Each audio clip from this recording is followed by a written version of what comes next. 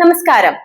അമേരിക്കയുടെയും ഇസ്രായേലിന്റെയും ഭീഷണിക്ക് മുന്നിൽ ഭയന്നു വിറച്ച് മുട്ടുമടക്കുന്ന രാജ്യങ്ങൾ ഉണ്ടായിരിക്കാം. അവരുടെ സൈനിക ശക്തിയെ പേടിച്ച് അവർ വരുന്ന വഴികളിൽ ചുവന്ന പരവതാനി വിരിച്ച് സ്വീകരിക്കുന്ന ഭരണാധികാരികളെയും ലോകം കണ്ടിട്ടുണ്ടാകാം. എന്നാൽ ഇവിടെ ആള് വേറെയാണ്. അമേരിക്കയും ഇസ്രായേലും ഇത്രയധികം കഷ്ടപ്പെട്ട് സകല സജ്ജീകരണങ്ങളോടെയും യുദ്ധം ചെയ്തിട്ടും ഒടുവിൽ ഒന്നും നേടാനാകാതെ നിരാശരാകേണ്ടി വന്നു എന്ന് തെളിയിക്കുന്ന വാർത്തകളാണ് ഇന്ന് പശ്ചിമേഷ്യയിൽ നിന്ന് പുറത്തു വന്നുകൊണ്ടിരിക്കുന്നത്. എന്തിനു വേണ്ടിയായിരുന്നു അവർ ഈ യുദ്ധം അത്രയും അടിച്ചേൽപ്പിച്ചത്? ഇറാന്റെ ആണവ മോഹങ്ങളെ വേരോടെ പിഴുതെറിയാൻ.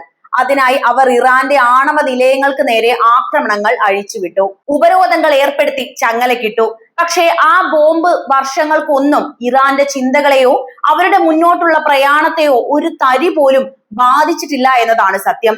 അമേരിക്കയും ഇസ്രായേലും എത്രയൊക്കെ യുദ്ധം ചെയ്താലും തങ്ങൾ മുന്നോട്ട് വെച്ച കാൽ ഇനി ഒരടി പോലും പിന്നോട്ടില്ല എന്ന് ഉറക്കെ പ്രഖ്യാപിക്കുകയാണ് ഇറാൻ. എന്താണ് വാർത്ത എന്ന് നമുക്ക് പരിശോധിക്കാം. ഇറാന്റെ ഈ പോരാട്ട വീരത്തെ കുറിച്ചുള്ള നിങ്ങളുടെ അഭിപ്രായം എന്തായാലും കമന്റ് ബോക്സിൽ എഴുതുമല്ലോ.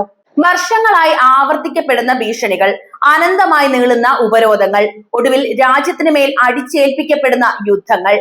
പശ്ചിമേഷ്യൻ മണ്ണിൽ ഓരോ തവണ ബോംബുകൾ വീഴുമ്പോഴും വിമാനങ്ങൾ ആകാശത്ത് ഗർജിക്കുമ്പോഴും ലോകത്തോട് ഒരൊറ്റ ചോദ്യം മാത്രം ബാക്കിയാകുന്നുണ്ട്. ഈ ചോരപ്പുഴയ്ക്കും നാശനഷ്ടങ്ങൾക്കും ഒടുവിൽ ഇത്രയും കാലം യുദ്ധം ചെയ്തിട്ട് നിങ്ങൾക്ക് എന്താണ് കിട്ടിയത് എന്ന്.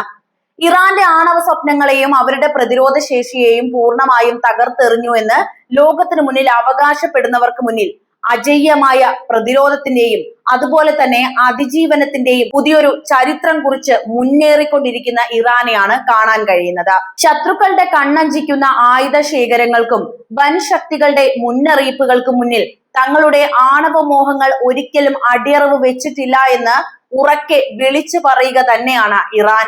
സ്വന്തം പരമാധികാരവും ദേശീയ സുരക്ഷയും സംരക്ഷിക്കുന്നതിന്റെ ഭാഗമായി ആണവ സാങ്കേതിക വിദ്യയിലെ മുന്നേറ്റങ്ങൾ കൂടുതൽ ശക്തമായി തുടരുമെന്ന് ഇസ്ലാമിക് റവല്യൂഷണറി ഗാർഡ് കോർപ്സ് അഥവാ IRGC commander in chief general ആയിട്ടുള്ള മദ്വാഹിദി വ്യക്തമാക്കി കഴിഞ്ഞിരിക്കുന്നു. ഇത് വെറും ഒരു വാക്കുകളോ പ്രസ്താവനയോ അല്ല. മേഖലയിൽ നിരന്തരം ഭീഷണി ഉയർത്തുന്ന അമേരിക്കയുടെയും ഇസ്രായേലിന്റെയും അധിനിവേശ നിലപാടുകൾക്കും അവരുടെ വിനാശകാരിയായ ആണവ ശേഖരങ്ങൾക്കും കൃത്യമായി നൽകിയ മറുപടിയാണ് ഇറാന്റെ ഈ തന്ത്രപ്രധാനമായ നീക്കമെന്ന് നിസ്സംശയം നമുക്ക് പറയാം. ആയുധങ്ങളും യുദ്ധവും കൊണ്ട് മാത്രം കാര്യങ്ങൾ നേടാമെന്ന് കരുതുന്ന ശക്തികൾ മനസ്സിലാക്കേണ്ട ഒരു വലിയ സത്യമുണ്ട്. രാജ്യം കടന്നു പോകുന്നത് എത്ര വലിയ സാമ്പത്തിക സൈനിക പ്രതിസന്ധിയിലൂടെയാണ് എങ്കിലും സ്വന്തം മണ്ണും ജനങ്ങളെയും സംരക്ഷിക്കുന്ന പ്രതിരോധ പ്രവർത്തനങ്ങളിൽ നിന്ന് ഒരടി പോലും പിന്നോട്ടില്ലെന്ന് ഇറാൻ തെളിയിച്ചുകൊണ്ടേയിരിക്കുകയാണ് എന്നതാണ് ആ യാഥാർത്ഥ്യം. അതേസമയം തന്നെ സമാധാനപരമായ പരിഹാരങ്ങൾക്കായുള്ള നയതന്ത്ര വാതിലുകൾ ഇറാൻ ഒരിക്കലും പൂർണ്ണമായും അടച്ചിട്ടിട്ടുമില്ല. യുദ്ധമല്ല, മറിച്ച് രാജ്യത്തിന്റെ പരമാധികാരവും അന്തസ്സുമാണ് പ്രധാനമെന്ന് വിശ്വസിക്കുന്നത് കൊണ്ടാണ് ഒമാൻ മധ്യസ്ഥത വഹിക്കുന്ന പരോക്ഷ ചർച്ചകളിൽ പങ്കെടുക്കാൻ ഇറാൻ ഇപ്പോഴും തയ്യാറാകുന്നത്. മാത്രവുമല്ല പാകിസ്ഥാനോടും സഹകരിക്കുന്നത്.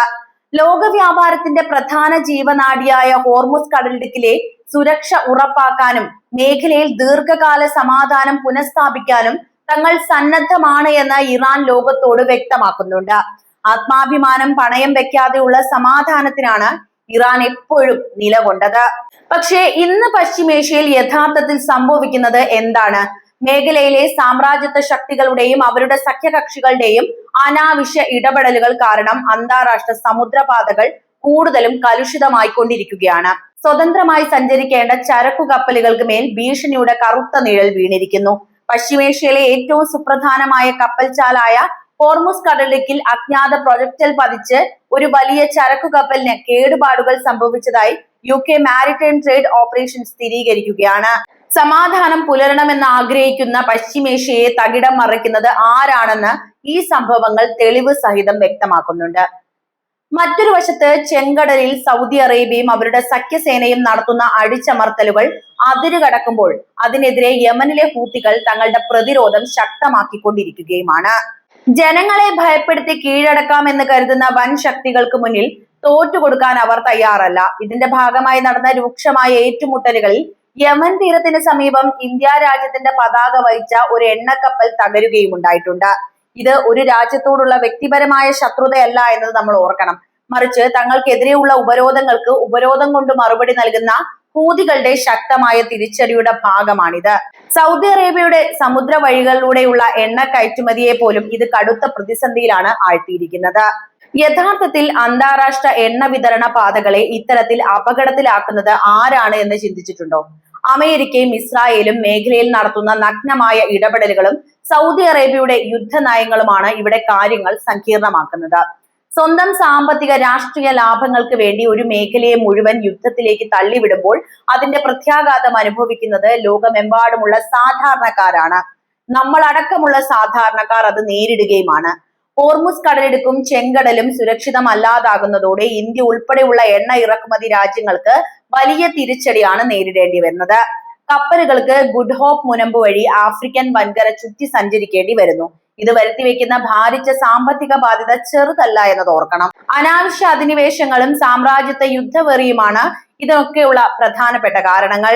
സാമ്രാജ്യത്വ ശക്തികൾ പ്ലാൻ ചെയ്ത തന്ത്രങ്ങളൊന്നും ഇറാന് മുന്നിൽ പൂർണ്ണമായും ഫലിച്ചില്ല എന്നതാണ് നിലവിലെ രാഷ്ട്രീയ അവസ്ഥ വ്യക്തമാക്കുന്നത്. ശാസ്ത്രീയമായും സാങ്കേതികമായും ഇറാന്റെ ആണവ വികസനത്തെ തടഞ്ഞു നിർത്താൻ ആർക്കും സാധിച്ചിട്ടുമില്ല. ശാസ്ത്രവും അറിവും ഒരു ജനതയുടെ മനസ്സിലും അനുഭവത്തിലുമാണുള്ളത്. അതിനെ ബോംബെറിഞ്ഞ് തകർക്കാൻ കഴിയില്ലെന്ന് ഇറാൻ വീണ്ടും വീണ്ടും അമേരിക്കയ്ക്കും ഇസ്രായേലിനും മുന്നിൽ തെളിയിച്ചുകൊണ്ടിരിക്കുകയാണ്. അമേരിക്കയുടെയും അവരുടെ പങ്കാളികളുടെയും ഭീഷണികൾക്ക് മുന്നിൽ മുട്ടുമടക്കില്ല എന്നും സ്വന്തം അതിർത്തികളുടെയും മേഖലയിലെ പരമാധികാരത്തിന്റെയും സംരക്ഷണത്തിനായി ഉറച്ചു നിൽക്കുമെന്നുമുള്ള വ്യക്തമായ സന്ദേശമാണ് ഇറാനും അതിനോട് ചേർന്നുള്ള പ്രതിരോധ ശക്തികളും നൽകിക്കൊണ്ടിരിക്കുന്നത്. ഇറാന്റെ ചരിത്രം പരിശോധിച്ചാൽ നമുക്ക് മനസ്സിലാക്കാൻ സാധിക്കുന്ന ഒരു കാര്യമുണ്ട്. ഉപരോധങ്ങളും സാമ്പത്തിക വിലക്കുകളും കൊണ്ട് ഒരു രാജ്യത്തെ തളർത്താമെന്ന് കരുതിയവർക്ക് കനത്ത തിരിച്ചടിയാണ് ലഭിച്ചത് എന്നതാണ് ആ ചരിത്രം. സ്വന്തം രാജ്യത്ത് ലഭ്യമായ വിഭവങ്ങളും തദ്ദേശീയമായ സാങ്കേതിക വിദ്യയും ഉപയോഗിച്ച് പ്രതിരോധ മേഖലയിൽ വലിയ മുന്നേറ്റം തന്നെയാണ് ഈ കാലഘട്ടത്തിൽ ഇറാൻ നേടിയിട്ടുള്ളത്. മിസൈൽ സാങ്കേതിക വിദ്യയിലും ഡ്രോൺ നിർമ്മാണത്തിലും ആണവ ഗവേഷണത്തിലും അവർ നേടിയ സ്വയം പര്യാപ്തത ശത്രു രാജ്യങ്ങളെ പോലും അത്ഭുതപ്പെടുത്തുന്നതാണ്. ഉപരോധങ്ങൾ ഇറാന്റെ വളർച്ചയെ തടസ്സപ്പെടുത്തുകയല്ല, മറിച്ച് സ്വന്തം കാലിൽ നിൽക്കാൻ അവരെ പ്രാപ്തരാക്കുക തന്നെയാണ് ചെയ്തിരിക്കുന്നത്. ഇന്ന് ലോക സമ്പദ് വ്യവസ്ഥയുടെ പകുതിയോളം നിയന്ത്രിക്കുന്ന കടൽപാതകൾ ഉപരോധങ്ങളുടെയും യുദ്ധങ്ങളുടെയും വേദിയായിട്ട് മാറിക്കഴിഞ്ഞു എന്ന യാഥാർത്ഥ്യം കൂടി നമ്മൾ തിരിച്ചറിയണം. ഹോർമുസ് കടലിടുക്ക് വഴിയുള്ള സഞ്ചാരം തടസ്സപ്പെടുമ്പോൾ അത് ലോകരാജ്യങ്ങളുടെ വിപണികളെ നേരിട്ട് ബാധിക്കുന്ന ഒരു വിഷയമാണ്. ഇന്ധന വില വർദ്ധിക്കുന്നു, ആവശ്യ സാധനങ്ങളുടെ വില കുതിച്ചുയരുന്നു, പണപ്പെരുപ്പം ലോകമെമ്പാടും കടുക്കുന്നു. വൻ ശക്തികൾ തങ്ങളുടെ ശക്തി തെളിയിക്കാൻ നടത്തുന്ന ഈ യുദ്ധങ്ങളുടെ യഥാർത്ഥ വില കൊടുക്കേണ്ടി വരുന്നത് വികസ്വര രാജ്യങ്ങളിലെ സാധാരണക്കാരാണ്. എന്നാൽ ഈ സത്യങ്ങൾ തിരിച്ചറിയാതെ വീണ്ടും യുദ്ധത്തിന് മുതിരുന്നവർ സ്വന്തം കുഴി തോണ്ടുകയാണ് ചെയ്യുന്നത് എന്ന യാഥാർത്ഥ്യം കൂടി ഞാനിവിടെ പറയട്ടെ. ഇറാനെ സംബന്ധിച്ചിടത്തോളം അവരുടെ ആണവ നിലയങ്ങൾ വെറും ഒരു സൈനിക കേന്ദ്രങ്ങൾ മാത്രമല്ല, മറിച്ച് അവരുടെ ശാസ്ത്രീയ പുരോഗതിയുടെയും സ്വയംഭരണ അവകാശത്തിന്റെയും അടയാളങ്ങളാണ്. ഊർജ ആവശ്യങ്ങൾക്കും വൈദ്യശാസ്ത്ര ഗവേഷണങ്ങൾക്കുമായി ആണവ സാങ്കേതിക വിദ്യ ഉപയോഗിക്കാനുള്ള പൂർണ്ണ അവകാശം അന്താരാഷ്ട്ര നിയമപ്രകാരം ഇറാന് നിലവിലുണ്ട്.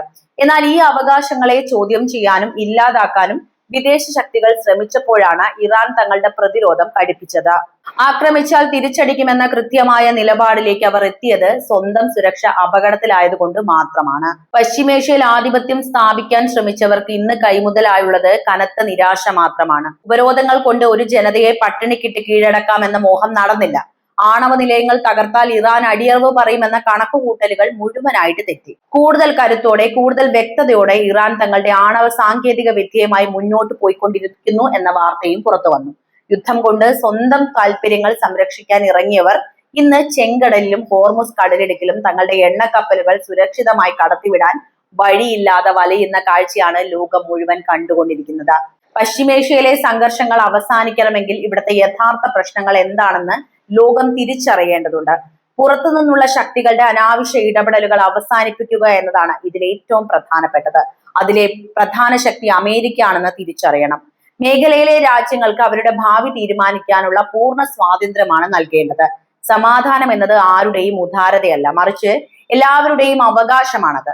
ഇറാൻ ഇപ്പോഴും സംഭാഷണങ്ങൾക്ക് തയ്യാറാണ് എന്ന് പറയുമ്പോൾ അത് അവരുടെ ബലഹീനതയായി കാണരുത്, മറിച്ച് മേഖലയിലെ ജനങ്ങളുടെ സുരക്ഷിതത്തോടുള്ള അവരുടെ പ്രതിബദ്ധത തന്നെയാണ് അത് കാണിക്കുന്നത്. അപ്പോഴും അമേരിക്കയും ഇസ്രായേലും മറ്റെന്തിനോ കോപ്പുകൂട്ടുന്നു. ഇനി പറയൂ, ഇത്രയും കാലം അനാവശ്യ യുദ്ധങ്ങളും അധിനിവേശങ്ങളും നടത്തിയിട്ട് നിങ്ങൾക്ക് എന്താണ് കിട്ടിയത്? ലോക സമാധാനം തകർത്തു, സാമ്പത്തിക രംഗം തകിടം മറിച്ചു, കപ്പൽ പാതകൾ ഭീതിയിലാഴ്ത്തി. എന്നാൽ ഇറാന്റെ ആത്മവീര്യത്തെയോ അവരുടെ ആണവ മുന്നേറ്റങ്ങളെയോ തൊടാൻ പോലും നിങ്ങൾക്ക് സാധിച്ചിട്ട് പോലുമില്ല. ഭീഷണികൾക്ക് മുന്നിൽ തലകുനിക്കാത്ത ഒരു ജനത തങ്ങളുടെ പരമാധികാരം സംരക്ഷിക്കാൻ ഏതറ്റം വരെയും പോകുമെന്ന ഓർമ്മപ്പെടുത്തലാണ് ഇന്നത്തെ പശ്ചിമേഷ്യൻ മണ്ണ് ലോകത്തിന് മുഴുവൻ നൽകിക്കൊണ്ടിരിക്കുന്നത്. നീതിക്കും സ്വന്തം രാജ്യത്തിന്റെ സുരക്ഷയ്ക്കും വേണ്ടിയുള്ള ഈ പോരാട്ടത്തിൽ ഇറാൻ ഉയർത്തുന്ന പ്രതിരോധത്തിന്റെ ശബ്ദം ലോകമെമ്പാടും മുഴങ്ങി കേൾക്കുക തന്നെയാണ് ചെയ്യുക. അപ്പോൾ എന്താണ് ഇറാന്റെ ഈ മറുപടിയെ കുറിച്ച് നിങ്ങൾക്ക് പറയാനുള്ളത്? നിങ്ങളുടെ വിലയേറിയ അഭിപ്രായങ്ങൾ എന്തായാലും കമന്റ് ബോക്സിൽ എഴുതുമല്ലോ. മറ്റു വീഡിയോയുമായി വീണ്ടും കാണാം. നന്ദി.